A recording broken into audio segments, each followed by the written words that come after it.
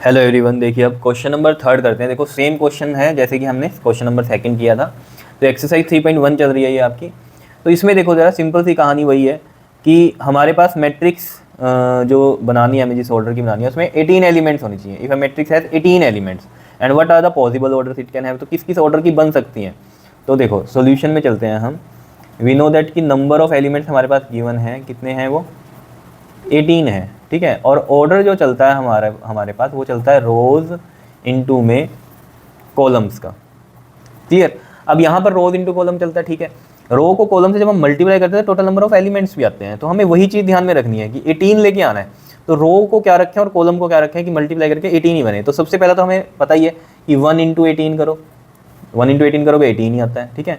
और इसका मतलब ये होगा एक रो है और 18 कॉलम है, ठीक है। 18 कॉलम समझ गए ना, 1 रो।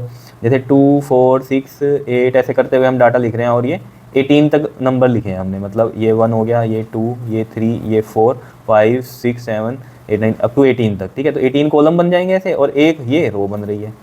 अगर हम 18 इंटू 1 करते हैं, ठीक है, तब भी हमारे एलिमेंट्स तो 18 ही हो रहे हैं। और ये इसका मतलब है 18 रोज हैं और 1 कॉलम है। 18 रोज का मतलब क्या है, अब ऐसे चल रहा है ये 2 4 6 8 18 रोज चलेंगी, 1 2 3 4 5 6 7 8 9 अप टू 18। और ये एक कॉलम बन गया हमारे पास। इस तरीके से ये समझने की बात है, ठीक है। नेक्स्ट पे चलते हैं हम अब आगे। तो अब देखो जरा 2 का लेते हैं, 1 का लिया हमने, अब 2 का लेते हैं। 2 इंटू में अगर 9 करते हैं, 2 9 से 18 होता है, ठीक है। तो 2 रोज और 9 कॉलम की एक मैट्रिक्स पॉसिबल है। और इसका उल्टा भी करके लिख सकते हैं हम, 9 इंटू 2 यानी कि 9 रोज और 2 कॉलम्स की भी हो सकती है। और मल्टीप्लाई जब हम कर रहे हैं तो 9 इंटू 2 क्या हो रहा है हमारा, 18 ही हो रहा है, ठीक है। उसके बाद 9 2 18 हो गया या 2 9 18 हो गया, ठीक है। उसके बाद 3 का हम अगर देखें तो क्या 18 आता है, 3 6 18 होता है। तो 3 इंटू में 6 यानी कि 3 रोज 6 कॉलम। और इसको पलट के भी लिख सकते हैं, 6 इंटू 3 यानी कि 6 रोज और 3 कॉलम्स हो गए, ठीक है। उसके बाद देखो क्या 4 के टेबल पे आता है 18, नहीं आता, ठीक है। 5 पे भी नहीं आता। तो बस ये इतना ही बनेगा इसका, ठीक है। तो जो इसका आंसर होगा वो लिखने का तरीका ही हो जाएगा। 1 इंटू 18 का ऑर्डर है, 18 इंटू 1 का ऑर्डर है, 2 इंटू 9 का ऑर्डर है, 9 इंटू 2 का ऑर्डर है, 3 इंटू 6 का ऑर्डर है और 6 इंटू 3 का ऑर्डर है। क्या इतनी बात क्लियर है। तो ये पॉसिबल आउटकम्स है, इन ऑर्डर की मैट्रिक्स बन सकती है। क्योंकि नंबर ऑफ एलिमेंट्स तो 18 ही है ना, इनमें सब में आप मल्टीप्लाई करके देख लो, सब में 18 ही बनते हैं, ठीक है ना। तो नंबर ऑफ एलिमेंट्स 18 ही रहने चाहिए थे और डिफरेंट ऑर्डर की मैट्रिक्स इसमें बन सकती है। जैसे कि एक ये बनी थी, एक ये बनी थी।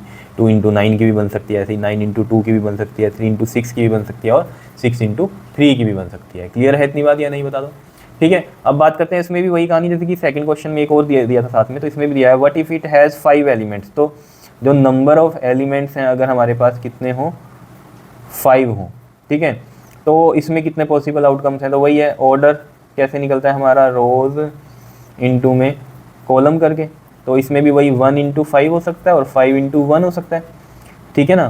5 1 जा 5, तो 1 रो 5 कॉलम या 5 रो 1 कॉलम का बन सकता है, ठीक है। अब इसमें और ऑर्डर क्यों नहीं पॉसिबल है, क्योंकि नंबर ऑफ एलिमेंट्स 5 ही हैं। तो अगर हम यहाँ पर ऑर्डर बनाएंगे तो देखो अगला नंबर क्या हो सकता है, 2 2 इंटू में क्या करेंगे 5 आए, तो ऐसा होगा ही नहीं। तो 5 भी एक ऐसा नंबर है जो अपने टेबल पे आता है और 13 भी ऐसा ही नंबर था जो कि अपने टेबल पे आता है। तो इसके जो फैक्टर बनते हैं वो यही बनते हैं, 1 इंटू 13 या 13 इंटू 1, ठीक है। वो ऑर्डर में हम लिखते हैं। वैसे मतलब कहने की बात है कि जो अपनी टेबल पे जाता है उसका फैक्टर क्या होता है हमारे पास, बताओ। उसको हम कैसे ब्रेकअप कर सकते हैं, 1 के साथ ही 13 इंटू 1 ही कर सकते हैं, ठीक है। तो वही चीज़ है यहाँ पर भी।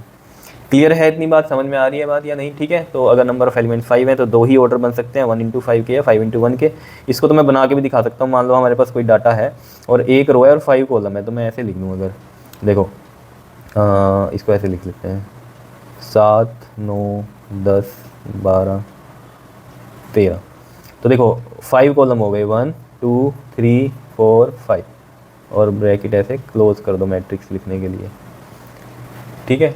समझ रहे हो, ऐसे ब्रैकेट क्लोज कर दो। तो ये 1 रो हो गई और 5 कॉलम हो गया। 5 रो का हम कैसे लिख सकते हैं, इसको ऐसे लिख दो, 7 9 10 12 13 ब्रैकेट बंद कर दो ऐसे। तो यहाँ पर देख लो ये 5 रोज बन रही हैं, ठीक है, और एक ही कॉलम बन रहा है, तो ऐसे बन सकती है। चलो ये तो वैसे ही आपको बताने के लिए था, ठीक है। तो इसका आंसर कैसे लिखूंगा मैं, 1 इंटू में 5 का ऑर्डर है और 5 इंटू में 1 का ऑर्डर है, बस इस तरीके से लिखेंगे। क्लियर। तो ये था हमारे पास क्वेश्चन नंबर 3, ठीक है। अब नेक्स्ट वीडियो में हम बात करेंगे क्वेश्चन नंबर 4 की। क्लियर, ओके जी, थैंक यू।